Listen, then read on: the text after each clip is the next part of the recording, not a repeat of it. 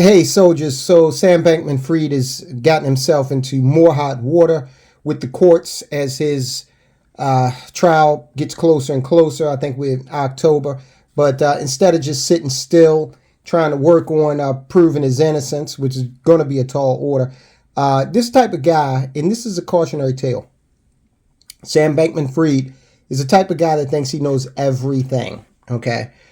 Some imagining, a lot of people said, hey, why won't he listen to his lawyers? Hey, his parents are lawyers. Why won't he? I know they've got to be telling him to pipe down, be quiet. They probably are. But when you think you know everything, you don't listen to advice.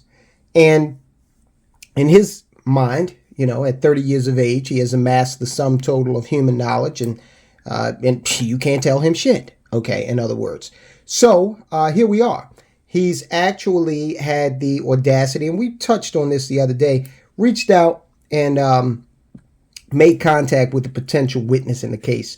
Now, for a federal trial, for any trial, state, federal, local, this is a big deal. It can be construed as witness tampering, and it's actually a crime. It's a felony. So he's flirting with stacking on even more offenses to the ones that he already has. In addition to that, a lot of people said, well, hey, these politicians, they're going to get together and they're going to pull him out of the fire. And I've always maintained that this is not going to happen because Sam Bankman Fried has made a lot of politicians look absolutely stupid. In addition to that, he's donated to a lot of politicians, and now they're in a situation where they got to give money back. And if it's one thing a politician hates to do is go into their own pocket and pull out some money and give it away. Okay, they love accepting money. They love spending taxpayer dollars, but what they do not love is spending their own money. And Sam Bankman Fried has put them in a position to have to do just that. So look, let's just take a look at what he's doing on the witness tampering front first. Now, he reached out to a FTX employee. Sam Bankman Fried is in trouble once again for talking too much. A federal judge on Wednesday temporarily tightened the FTX founder's bail conditions after learning that Bankman Fried sent a text message to a former top executive of the crypto trading platform. The judge said that appeared to be a material threat of inappropriate contact with prospective witnesses.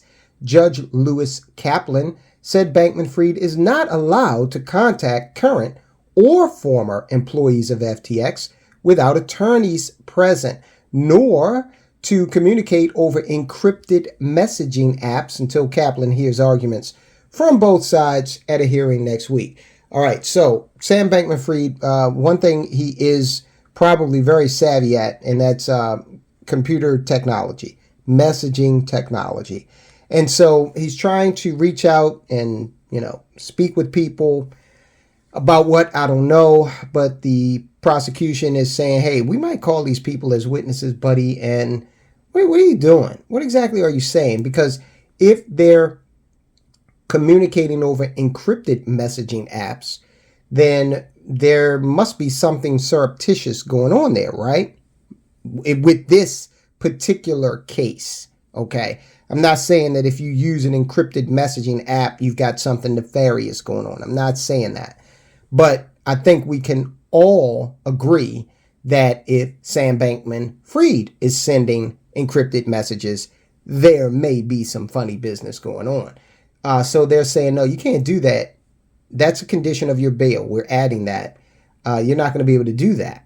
This restriction comes after federal prosecutors raised the prospect of witness tampering when it discovered what Bankman Fried had they discovered that Bankman Fried recently contacted the former general counsel of FTX, identified as witness 1 in court filings.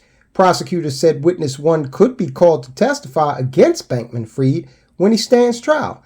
Bankman Fried, of course, he has pleaded not guilty to 8 criminal counts of fraud and conspiracy. In the message, and let me say something about those encrypted messaging apps.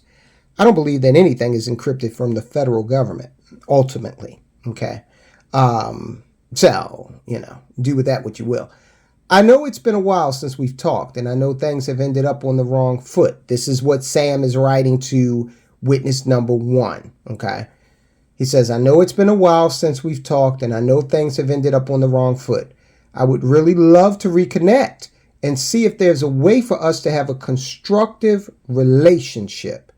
Use each other as resources when possible, or at least vet things with each other.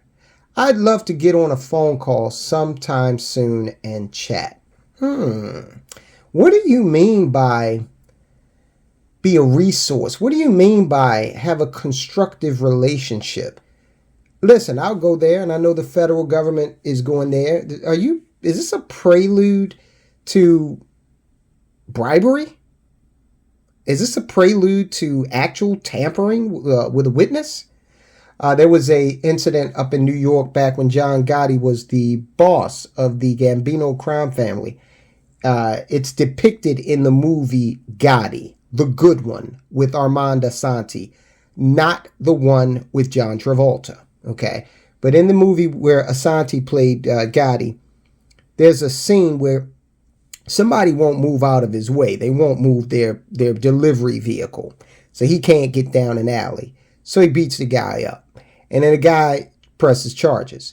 Well, when the guy, they do a little witness tampering and threaten the guy. Guy knows full well who this is now, and they cut from the scene where Gotti's in court to the next day. They have the front cover of the New York Post and the picture of the guy that got beat up, and the headline says, "I forgot he." Okay, so that's kind of how witness tampering works. That's the objective of it, is to help that defendant get off, scot-free from those charges. Now, the attorneys for Sam Bankman Fried are arguing that, hey, that was a benign message, but the judge disagrees. He says the message in its entirety seems to be an invitation for witness one to align his views and recollections with defendant's version of events and thus make the relationship, quote, constructive. This is what Kaplan wrote. In perhaps more colloquial terms, it appears to have been an effort to have both the defendant and witness one sing out of the same hymn book, end quote. Absolutely. That's exactly what it was. Can you believe this guy? I mean, he thinks he's so slick and is getting caught doing a lot of stuff here. So you can best believe he's behind the scenes doing a lot more. This is why Sam Bankman Fried needs to be remanded and behind bars. He's not acting as a square dealer. He's not dealing in good faith and just trying to be on the outside to help with his case in a legal fashion, okay? In an above board fashion. He's actually out here trying to recruit witnesses to manipulate them, all right? And I'm sure, if I were the prosecutor, I might have let this go on for a minute or two. If we were able to read these messages, I might have seen where he wanted to go with this. That way we could have put it out there, snatched his ass, and put him back in custody. Kaplan added he would, for now, impose prosecutors' request for tighter bail conditions based on the appearance of a material threat of inappropriate contact with prospective witnesses. All right, so that's that aspect of it. Now, the other part of it is old Sam has put a lot of politicians in a position where they are, gritting their teeth. Out there in Utah, you got some pretty big names. Senator Mitt Romney, he's had to give money back. Mike Lee, the senator also out there, has had to return thousands of dollars in donations from Sam Bankman Fried and Ryan Salam, two of the top executives of the failed crypto firm, of course, FTX. Bankman Fried gave all this money to these guys. Let's see, they're calling it dark money. In a November interview with cryptocurrency blogger Tiffany Fong, Check her out. She's done a lot of good work on this. Bankman Fried said he used untraceable dark money donations to support Republicans and conservative groups. Salam, and I hope I'm pronouncing his name right. He was the co-CEO of FTX, tipped off regulators about possible misuse of funds several days before the firm collapsed into bankruptcy. Salam contributed more than $23 million to Republican candidates and conservative groups. Year-end Federal Election Commission filings show Romney's campaign returned $5,800 donated by Bankman Fried and another $2,900 from Salam in December. Salam donated $5,000 to Romney's Believe in America PAC, which also returned those donations. Okay, so yeah, that's not going to win you any friends, help you influence any people if those donations put those politicians in a position where they had to give money back. Bankman Fried donated more than $9,700 to the Utah Democratic Party in August. A party spokesman said Wednesday that the donation came through a fund for state parties managed by the Democratic National Committee. They said the contribution was refunded to the DNC last week. So they gave it back to who they got it from. Now someone needs to follow up with DNC, see if they return the money. So that's going on. Okay, so you're going to see more and more of that happening as, the months progress. A lot of money going back over to FTX so that they can reincorporate it. And hopefully after the legal fees, get some of this money back to the customers, the creditors, and those people who made deposits. Those people who entrusted their money to FTX. All right, soldiers, we've done a lot on covering Sam Bankman Fried. Check out this report we did about who bailed him out. Now, there are two people who acted as guarantors for his bail. They're trying to remain anonymous. See what's going on with that in this report right here. Guys, I'll talk to you soon.